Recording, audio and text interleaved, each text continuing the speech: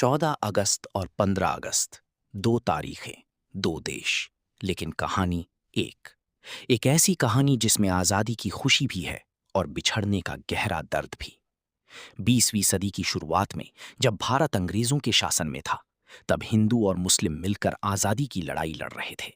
लेकिन समय के साथ राजनीतिक मतभेद बढ़े और दो राष्ट्र सिद्धांत सामने आया, जिसके अनुसार हिंदू और मुस्लिम अलग राष्ट्र माने गए।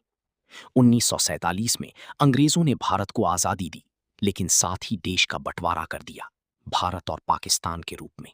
और ये फैसला इतनी जल्दी में लिया गया कि सरहदें तो खींच दी गईं, लेकिन इंसानों की जिंदगी बिखर गई। लाखों लोग अपने घर छोड़कर एक देश से दूसरे देश की ओर भागे। रास्तों में हिंसा हुई, दंगे भड़के, लगभग 10 लाख लोगों की जान गई और करोड़ों लोग बेघर हो गए। परिवार टूट गए और रिश्ते बिखर गए। आजादी के बाद भी दोनों देशों के बीच तनाव बना रहा, खासकर कश्मीर को लेकर, जिस पर 1947, 1965 और 1971 में युद्ध हुए, और ये मुद्दा आज तक पूरी तरह सुलझ नहीं पाया। इसके बावजूद दोनों देशों की संस्कृति, भाषा, खान पान और संगीत में गहरी समानता है। हिंदी और उर्दू एक जैसी लगती हैं। लोग एक दूसरे की फिल्में देखते हैं, गाने सुनते हैं और कलाकारों को पसंद करते हैं। और जब क्रिकेट मैच होता है तो वो सिर्फ खेल नहीं बल्कि भावनाओं का तूफान बन जाता है। फिर भी राजनीतिक स्तर पर भरोसे की कमी, सीमा पर तनाव और समय समय पर बिगड़ते हालात इस रिश्ते को जटिल बनाए रखते हैं, जबकि आम लोग शांति और बेहतर संबंध चाहते हैं।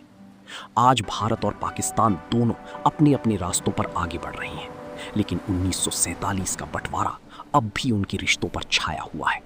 और यही सवाल छोड़ जाता है कि क्या कभी ये दोनों देश अपने अतीत से आगे बढ़कर एक नई शुरुआत कर पाएंगे, क्योंकि ये कहानी सिर्फ दो देशों की नहीं बल्कि इंसानी जज्बात, बिछड़ते रिश्तों और एक उम्मीद की कहानी है। समय के साथ साथ भारत और पाकिस्तान के रिश्तों ने कई उतार चढ़ाव देखे हैं। जहां एक तरफ संघर्ष और अविश्वास रहा, वहीं दूसरी तरफ शांति की कोशिशें भी होती रहीं। कई बार दोनों देशों के नेताओं ने बातचीत शुरू की, बस और ट्रेन सेवाएं चलाई गईं ताकि लोग एक दूसरे से मिल सकें, बिछड़े परिवार फिर जुड़ सकें। लेकिन हर बार कोई ना कोई घटना रिश्तों को फिर पीछे धकेल देती है। सीमा पर तनाव, आतंकी घटनाएं और राजनीतिक मतभेद इस रिश्ते को और जटिल बना देते हैं, जिससे दोनों देशों के बीच दूरी बढ़ती जाती है।